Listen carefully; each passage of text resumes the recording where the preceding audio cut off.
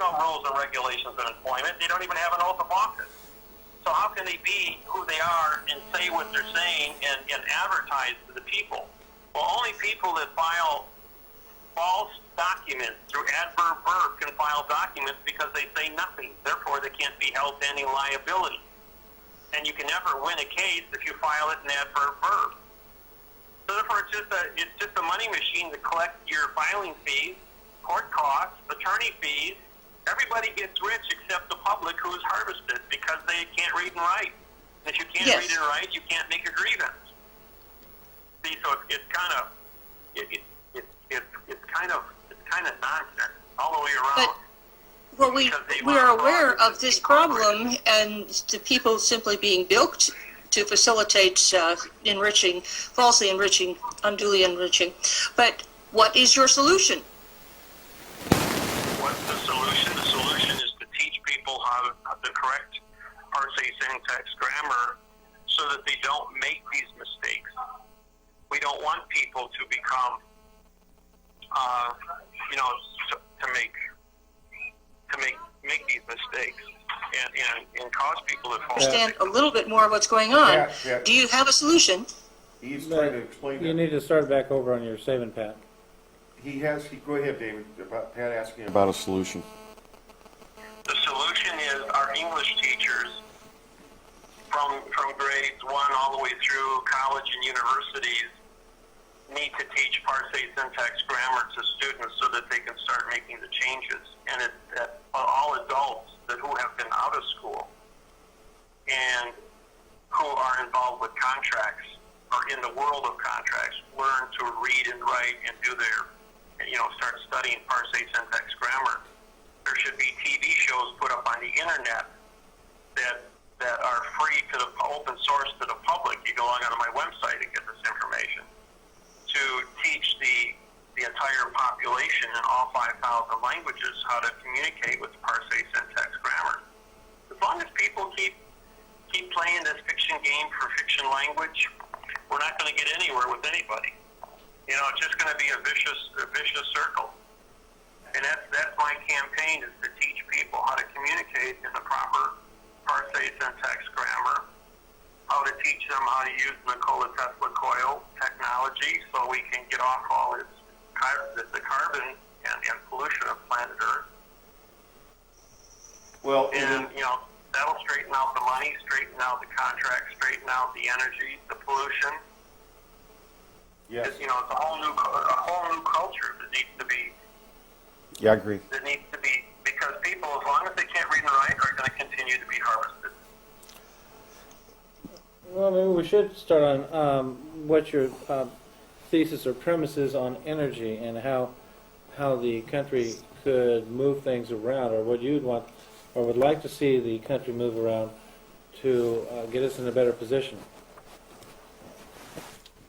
Yeah, we need to improve our positioning so we get better, get better communications. How should that be done? The people are responsible for communication are your TV and your radio, newspaper, magazine. Of course, the internet is open source. But then every time we wind up getting on the internet, they keep shutting down our signal. And that's for sure. Judges and attorneys own the newspapers and magazines and won't allow anything to be published. So they're going to keep the people dumb, keep the people isolated, so that they can't protect themselves. So you're saying greater accountability on each and every one who speaks out would be advantageous. Now, getting back to the energy. Accountability is 100% of our problem, and we need people to be accountable.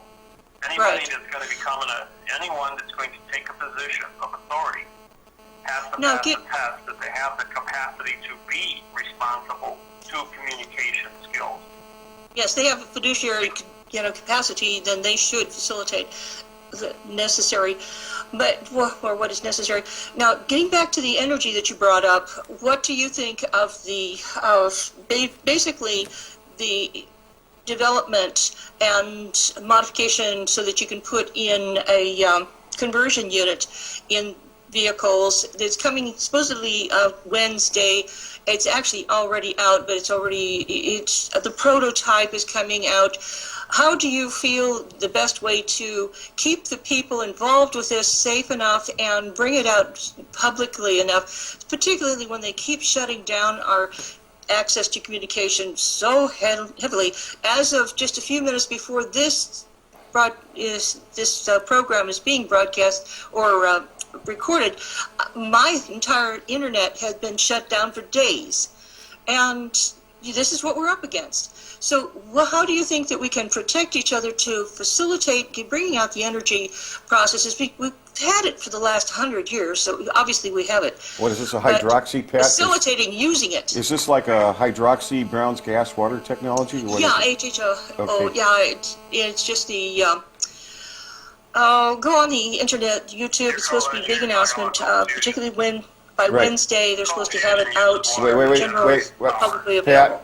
Pat, go ahead, Judge. Go ahead, David. Okay, I said cold fusion is what you're referring to. Right. No, that's actually another one. But yes, that's also. And then use that to run the generator. And the pollution that comes out of, or the exhaust is no more than H2O, which gets cooled back down as to water. Right, it's 10 times more hydrated. Manufactured back again.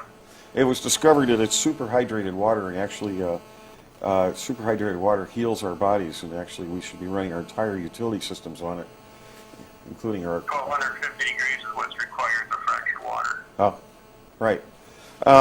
But in the meantime, I didn't want to get off subject here real fast. I'm back on subject. David, I'm sure a lot of our viewers are concerned about their mortgage circumstances. As you mentioned, that the mortgage contract makes them a caretaker. Trustee, caretaker, and guardian of the property. Right. Which means that they're owed money from the contract, right? More or less. Say again, That actually the banks owe the caretaker, that's the mortgage holder, contract holder, that the banks actually owe them under this caretaker clause. Yeah, $87,500 a year is what the bank owes the homeowner for being the caretaker of the property. How much? That's why people qualify for second mortgages and what inflates the property value of these homes is that caretaker's position. And you know, when one property has 100% a year inflation rate, it's because the prior owners never took responsibility for their caretakers, sold it to the next person, and this thing wound up getting compounded without anybody checks and balances. But when they finally found out about it, each individual then went ahead and did the math on what the property should be worth in the neighborhoods, that, you know, what they should be worth, and then went ahead and raised the price up to where it was compatible. But then when the banks found out that their people were going to collect on this money, that's when they devalued it, because there's a clause in your mortgage contract that says that in the event that the appraised value of your property falls below the appraised value of your mortgage, the bank automatically owns it. That way they can steal back the property and sell it to the next unsuspecting buyer. And that's how that little game So, played. if- I blew the whistle on it when we started prosecuting the banks for fraud and misleading statements. But it was the volition, the condition of thinking on contract that certifies the value of the mortgages. David, And real, by certifying that the property had value, accumulated value through the volition of the bank who created that value in the first place, that's what allows you to sue for this money. real quick. Because it was their volition to make you believe that it was only your ignorance of not being able to read and write that you entered into the agreement. Every single person that I have approached or has done a lawsuit never read their contract. They talk about their contract, but they never read it. They don't understand it because it says nothing.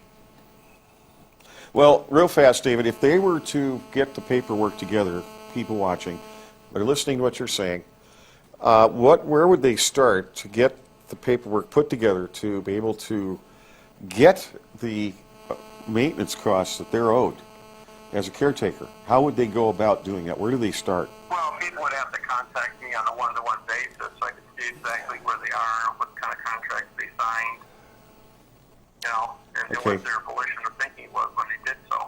What's your email? And that- What would you?